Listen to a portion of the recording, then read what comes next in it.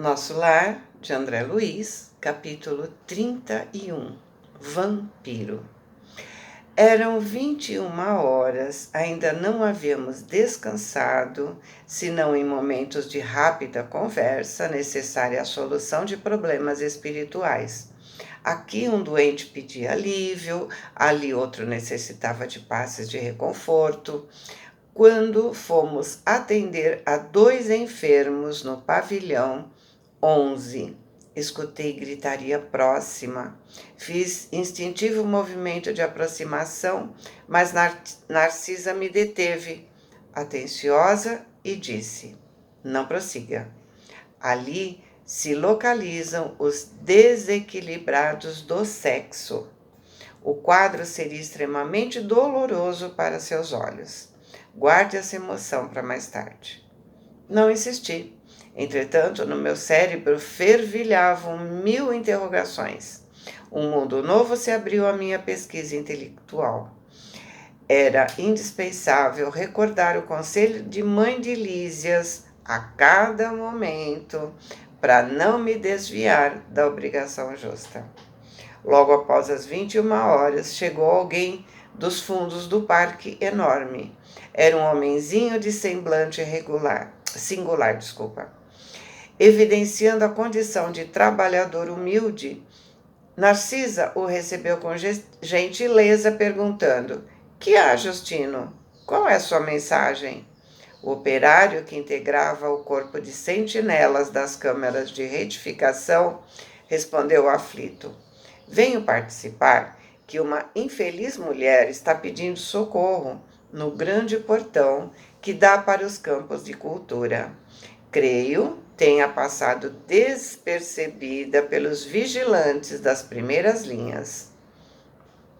Então vemos, que existe vigilância naquele lugar, para que somente entre quem tem merecimento. E a enfermeira interrogou: e por que não atendeu? O servidor fez um gesto de escrúpulo e explicou: segundo as ordens que nos regem, não pude fazê-lo, porque a pobrezinha está rodeada de pontos negros. Narcisa revidou assustada: que me diz? Sim, senhora. Então, o caso é muito grave.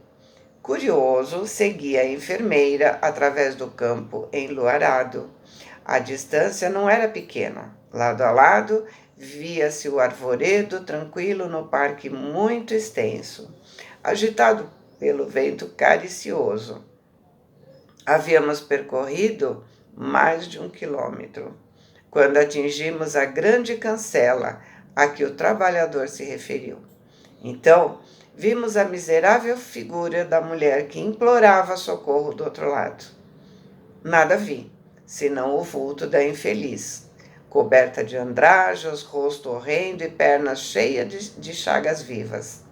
Mas Narcisa parecia divisar outros detalhes, imperceptíveis ao meu olhar, dado o assombro que estampou na fisionomia, normalmente calma.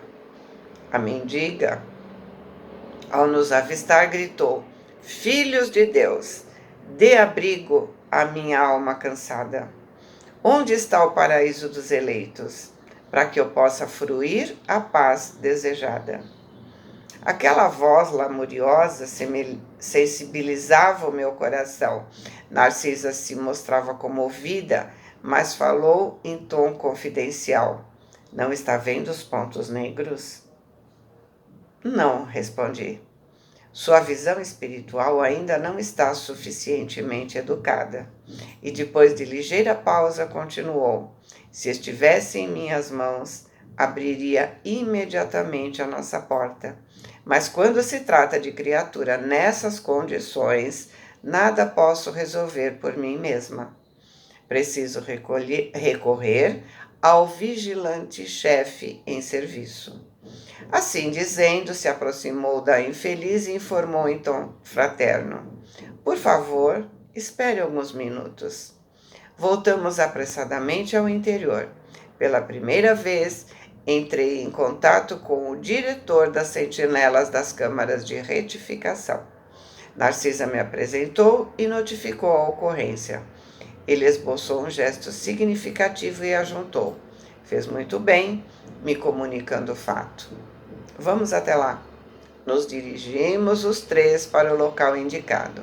Chegados à cancela, o irmão Paulo, orientador dos vigilantes, examinou atentamente a recém-chegada do umbral e disse: por enquanto, essa mulher não pode receber o nosso socorro. Trata-se de um dos mais fortes vampiros que tenho visto até hoje. É preciso entregá-la à própria sorte. Me senti escandalizado.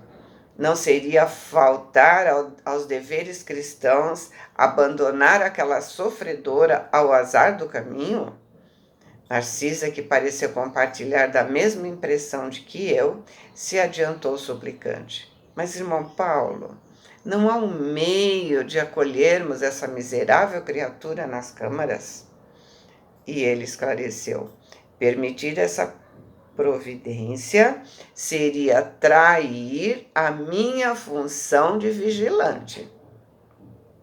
E indicando a mendiga que esperava a decisão, a gritar impaciente, exclamou para a enfermeira: Narcisa, já notou alguma coisa além dos pontos negros? Agora era a minha instrutora de serviço que respondia negativamente. Então, André não viu os pontos negros, porque ele ainda não tinha aprendido a ver.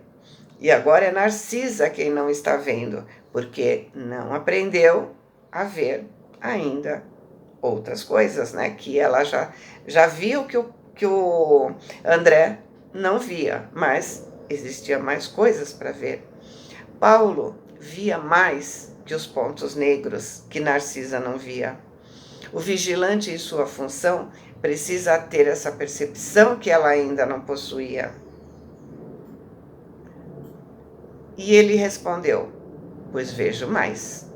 Baixando o tom de voz, recomendou: conte as manchas pretas. Narciso olhou a infeliz e respondeu após alguns instantes: 58.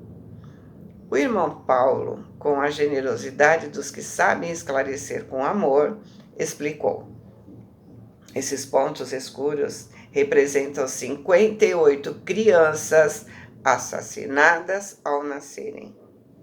Em cada mancha, vejo a imagem mental de uma criancinha aniquilada, umas por golpes esmagadores, outras por asfixia. Essa desventurada criatura foi profissional de ginecologia. A pretexto de aliviar consciências alheias, se entregava a crimes nefandos, explorando a infelicidade de jovens inexperientes. A situação dela é pior que a dos suicidas e homicidas, que por vezes apresentam grandes atenuantes. Recordei assombrado os processos da medicina, em que muitas vezes enxerguei de perto a necessidade da eliminação de nascituros para salvar o organismo materno, nas ocasiões perigosas. Mas, lendo meu pensamento, o irmão Paulo acrescentou: não falo aqui de providências legítimas, que constituem aspecto das provações redentoras. Me refiro ao crime de assassinar os que começam a trajetória na experiência terrestre, com o direito sublime da vida. Demonstrando a sensibilidade das almas nobres, Narcisa rogou: irmão Paulo, eu também já errei muito no passado. Atendamos essa desventurada. Se me permite, eu lhe dispensarei cuidados especiais. O diretor da vigilância, impressionado pela sinceridade, respondeu: minha amiga, reconheço que todos somos espíritos endividados, mas temos a nosso favor o reconhecimento das próprias fraquezas, ou seja, o arrependimento, né? e a boa vontade de resgatar nossos débitos, a vontade de fazer, né, de refazer para consertar os nossos erros. Mas agora, esta criatura nada deseja senão perturbar quem trabalha. Os que trazem os sentimentos calejados na hipocrisia emitem forças destruidoras. Para que nos serve aqui um serviço de vigilância? Ou seja, para que ele foi treinado para ser vigilante, né? Sua obrigação é proteger a casa. Se ele está vendo que ela é uma criatura que quer perturbar, que é hipócrita, que tudo o que ela está falando é da boca para fora, por que que ele vai deixar entrar? A obrigação dele é não. E sorrindo expressivamente, exclamou: busquemos a prova. O vigilante-chefe, então, se aproximou da pedinte e perguntou: que deseja a irmã de nossa ajuda fraterna? Socorro, socorro, socorro, respondeu ela lacrimosa. Mas, minha amiga, é preciso sabermos aceitar o sofrimento retificador. Por que razão tantas vezes cortou a vida de entezinhos frágeis que iam à luta com a permissão de Deus? Ouvindo-o, inquieta, ela exibiu terrível cara de ódio e bradou: quem me atribui essa infâmia? Minha consciência está tranquila, canalha. Empreguei a existência auxiliando a maternidade na terra. Fui caridosa e crente, boa e pura. Não é isso que se observa na fotografia viva dos seus pensamentos e atos. Creio que a irmã ainda não recebeu nem mesmo o benefício do remorso. Quando abrir sua alma às bênçãos de Deus, reconhecendo as necessidades próprias, então volte até aqui. Irada, ela respondeu: demônio, feiticeiro, sequaz de Satã, quer dizer, parceiro de Satã, né? Não voltarei jamais. Estou esperando o céu que me prometeram e que espero encontrar. Assumindo atitude ainda mais firme, o vigilante-chefe falou com autoridade: faça então o favor de se retirar. Não temos aqui o céu que deseja. Estamos numa casa de trabalho, onde os doentes reconhecem o seu mal e tentam se curar junto de servidores de boa vontade. A mendiga objetou atrevidamente: não lhe pedi remédio nem serviço. Estou procurando o paraíso que fiz por merecer, praticando boas obras. E nos endereçando dardejante olhar de extrema cólera, perdeu o aspecto de enfermo ambulante, retirando-se a passo firme, como quem permanece absolutamente senhora de si. O irmão Paulo a acompanhou com o olhar durante longos minutos e, se voltando para nós, acrescentou: observar o vampiro? Exibe a condição de criminosa e se declara inocente. É profundamente má e se afirma boa e pura. Sofre desesperadamente e alega tranquilidade. Criou um inferno para si própria e assevera que está procurando o céu. Diante do silêncio com que ouvimos sua lição, o vigilante-chefe rematou: é imprescindível tomar cuidado com as boas ou as más aparências.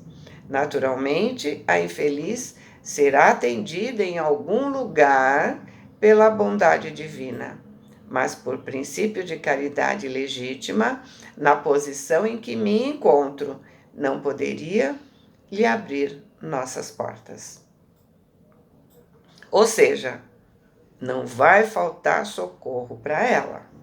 A bondade divina não exclui ninguém. Assim que ela se dispuser a ser ajudada, Será. Quando ela reconhecer a necessidade de se modificar, quando ela realmente tiver condições de começar a receber auxílio, receberá. Agora, ele, como vigilante, não pode deixar que ela perturbe o auxílio àqueles que estão merecendo receber. Boa semana, fiquem com Deus, amo vocês.